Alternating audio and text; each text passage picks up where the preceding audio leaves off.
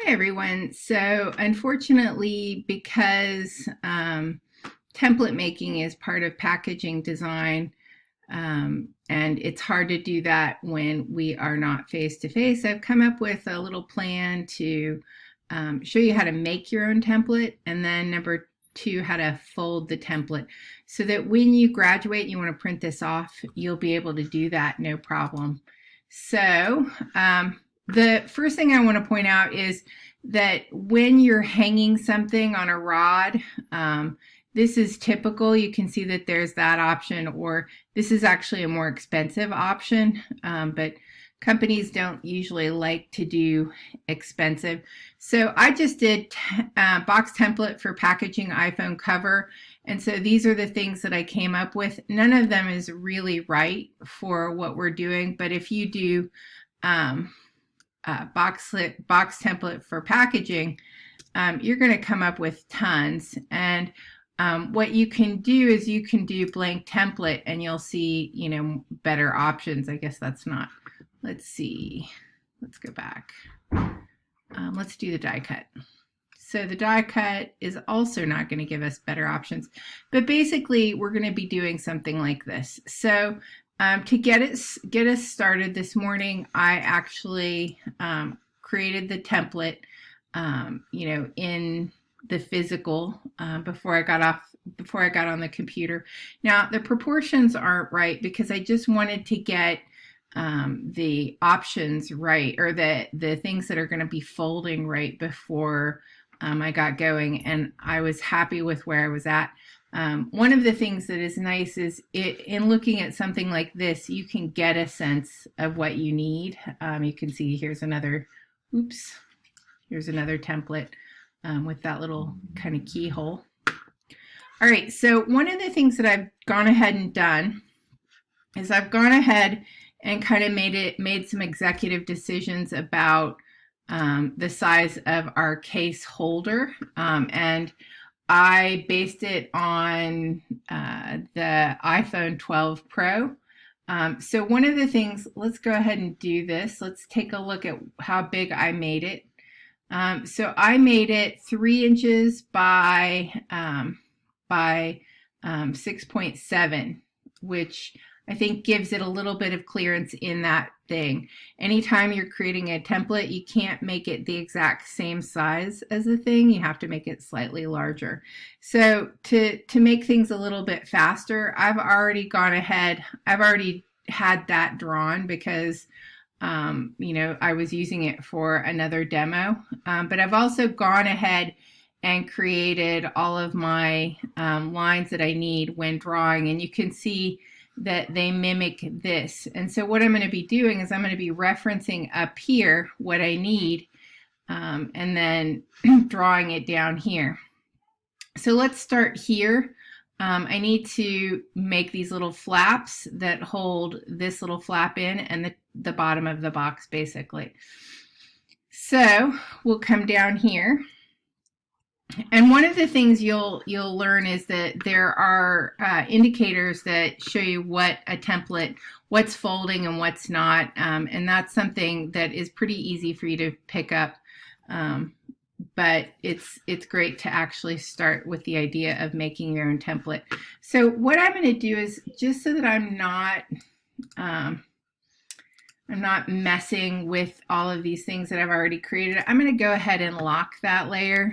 And so basically I'm going to come out with a box here. Oop, I might have started in the wrong spot because I think I wanted to start over here. Yep. So I need to start over here.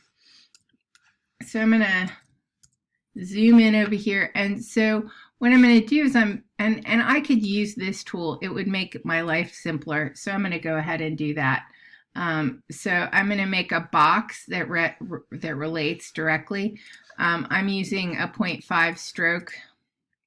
Probably the smallest stroke you can get away with is better. And I'm making sure that it aligns perfectly with that. Now, the next thing is going to be the flap that tucks in. So I can actually go ahead and duplicate that box, right? Line it up. And then the beautiful thing about Illustrator is I can come in, oops, I don't want to do all of them. I can come in and grab just these 2 points and pull them in so that they fold in. That makes my life so much easier. And then the next thing that I have to do is, and this is where we can't do a box, is go ahead and make the flap here that folds in. You guys are all real familiar with this, even though you're not, you know, fully registering that. So we're going to make this shape, and this is going to be basically the thing that folds in. So the beautiful part about this is once you've done one side, you've basically done the other, but be really precise. So I'm going to go back and move that a little bit because it wasn't quite right. So we're going to be real precise. I'm going to come back and, whoops, I'm going to grab that and hold down Option, and I'm going to drag that over here. So this one has the 2 lines that are indicating the sides of this, but this one doesn't. So basically, and this already has this side, so basically all I have to do is come in here and kind of create that line. All right, so now that I have this end created pretty easily, you'll notice that all I have to do is bring those guys over here. So I'm just going to grab both of those, and I'm going to hold down Option, oops,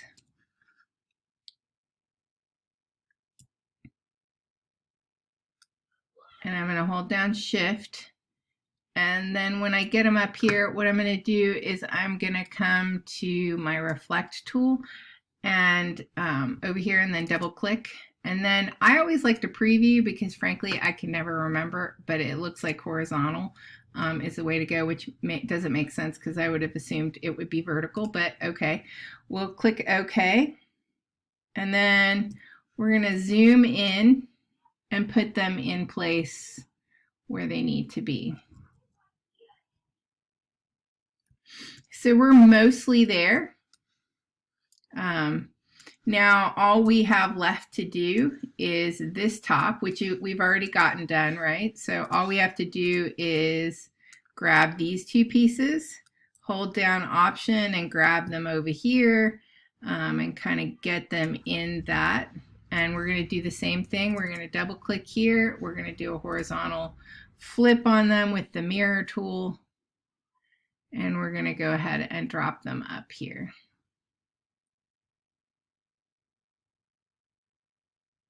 So if you ever want to make custom boxes for Christmas, that's the only thing I could actually find on YouTube was how to make a custom box with a Cricut, which I don't currently own. All right, so we have these 2 tabs, this one. We just copied this and made that, and so the last thing we have to do is this guy. And again, all we have to do is a box. And the proportions here are really easy. I didn't talk a little bit about that, but as I do this last piece, I'll go ahead and talk about that. This is a little bit too long. There's a 1/2 inch here and a 1/2 inch here, and then, oops, look at that. That is not a 1/2 inch somehow. All right, this is why. This is not quite a 1/2 inch. All right, now I'm going to go back into this and clean that up. Any little bit off of this is going to make a difference. So we'll leave that alone because it should work with the bottom, since that came from the bottom. All right, so we have that second side. So this is going to be actually glued to this side. So this is the one side. This is the other skinny side. This is front and back. So we're going to do the same thing that we did over here, which is we're only going to grab that point. Oops. And we're going to hold down Shift and grab that point. And then we can pull those in to make those flaps. You don't want those straightened off, because if they're straightened off, it may bump up into this area and not fold smoothly. So that's one of the reasons why that's done. So let's do one more thing before we finish. Let's go and look at indicators for die lines for cuts. And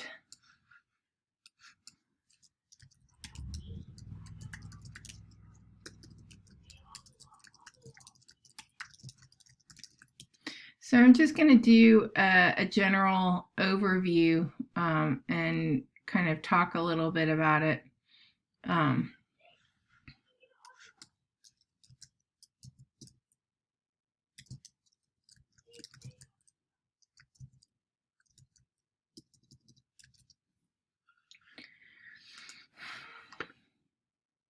And we're going to actually look at one of them.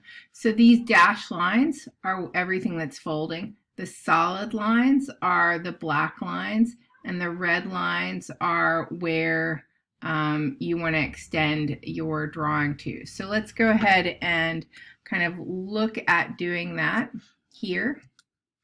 Oops, my die line just went too far. It's just off the page so I can see it.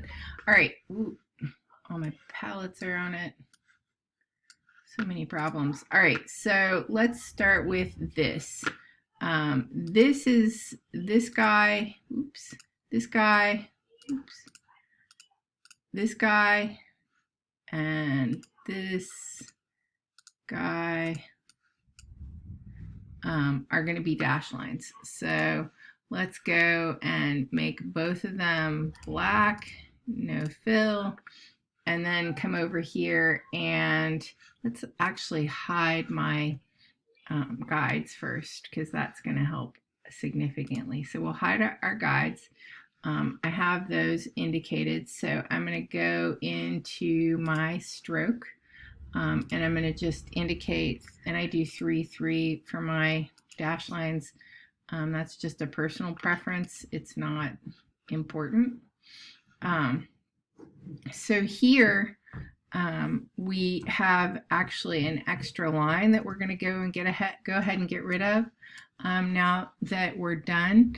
And what we're going to do is we're going to go down to the tool that all of you think is useful. Where is it at? All right, scissors.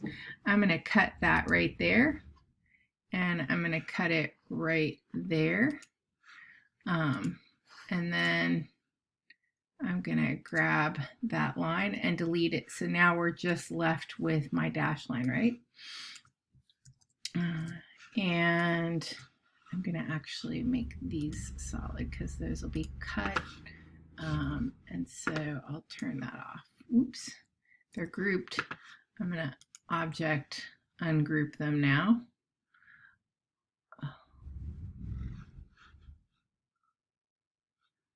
No, they're not grouped.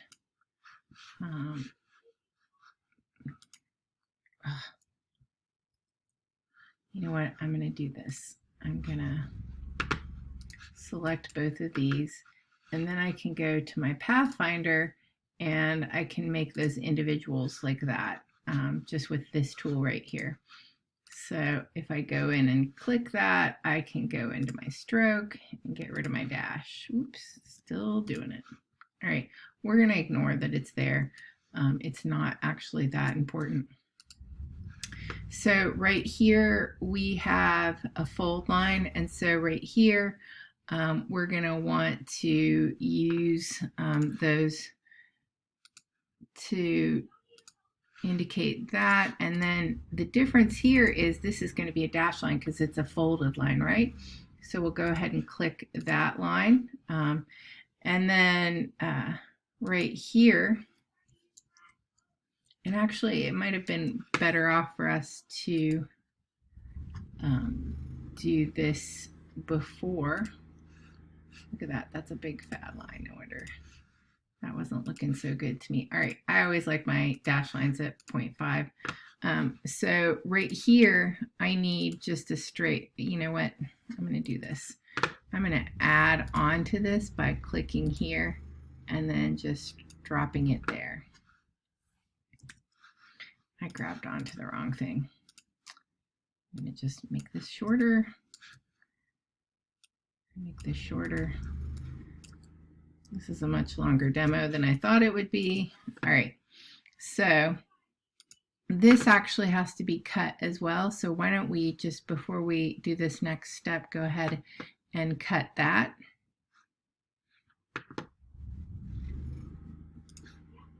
So I'm going to cut right there, and I'm going to cut right there. Now that is a dash line, so double click on the dash. And just to make my life easier, I'm going to push it in a little bit so that I don't have to worry about when I'm trying to touch things that, you know, they're going to connect. I'm going to do that.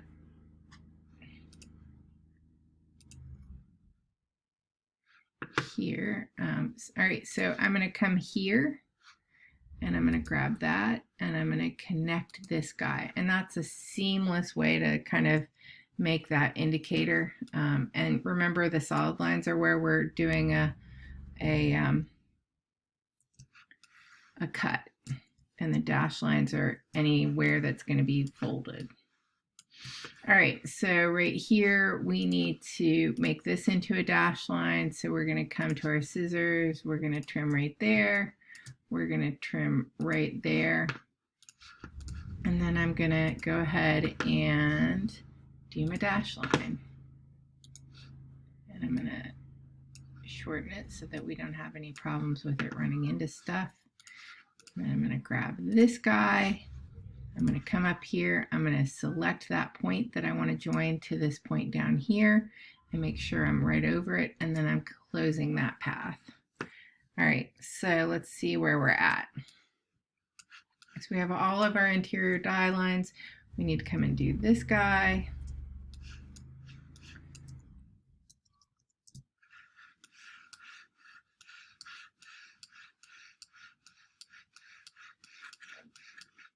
All right, so we're going to go back to our scissors. Before we do that, this looks like it's not quite where I want it to be, so I'm going to actually pull it over a little bit. And so right here, I'm going to come in with my scissors and I'm going to trim and trim. And then I can select that guy and do my dash. And since I'm here, I'm actually going to move it down a little bit because it's not quite where it's supposed to be. Now, this is actually a cut line. So what we're going to do is we're going to go in and we're going to do the same thing. We're going to do click, click, so that it is separated from that box. And I'm going to turn off my, didn't separate. Why are you not separating?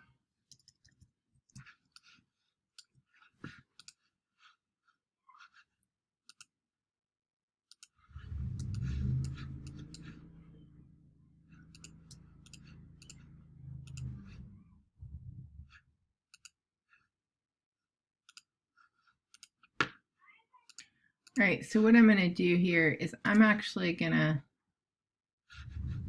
going to shorten that so that hopefully it disconnects from my thing, and that shortened it here. And then hopefully they are no longer related. So I'm going to come in here, and I'm going to make that object group, object ungroup. Let's see if that'll get rid of it. All right, I'm just going to do this. Since it's being super frustrating, I'm going to delete it. And the reason why is because I can now just come in and go from this point to this point and undo that dash, and then I get my straight line. So there's always a way around something. You just have to figure out, you know, what's going to work best. All right, so here I'm going to unclick there, and I'm going to cut there, and then I'm going to come in and grab this and do my dash. See, it's working there, but it's not working in the other spot, which is super frustrating. All right, so right here we need to use our scissors and cut there.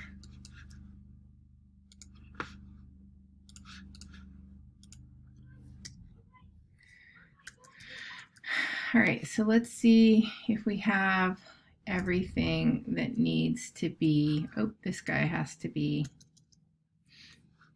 All right, so right here we are going to use our scissors. We're going to unclick there and unclick there, and we're just actually going to delete that line because underneath there's another line. So again, we're going to unclick there, which is cutting it again, and we're unclicking there again, which is cutting it. And then before we move on, we're just going to scale this bad boy and hope that it doesn't stay connected like our others. All right, so now we are just going to do dash line, and it did not, so that's a win. So what's happening over here?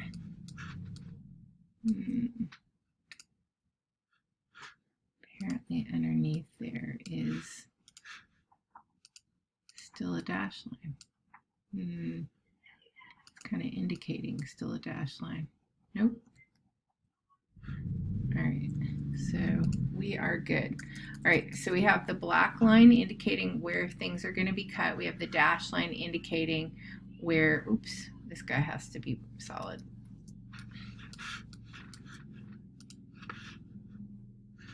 You know what, we're going to just cut and delete and then redraw that line because that was the one that we were having a hard time with on the other one. So I'm going to go ahead and just fully finish that off. All right, so there we go. We have the full surround where it's going to be cut. We have the dash lines where it's going to be folded. And so when you first do this, when you first print this off, you will probably need to print it off and fold it, you know, without worrying about anything, just to get your hand skills right. And I'm going to actually be making a video to show you how to cut it down and put it together. I'm not going to do a graphic, but I'm going to show you how to punch the holes so that once you are ready to produce these physically for your portfolio, you're able to physically produce them. All right, so let's do one thing. It looks like I made my artboard too big. Let's try a width of 8.5 by a height of 11. And that is going to fit, which is awesome.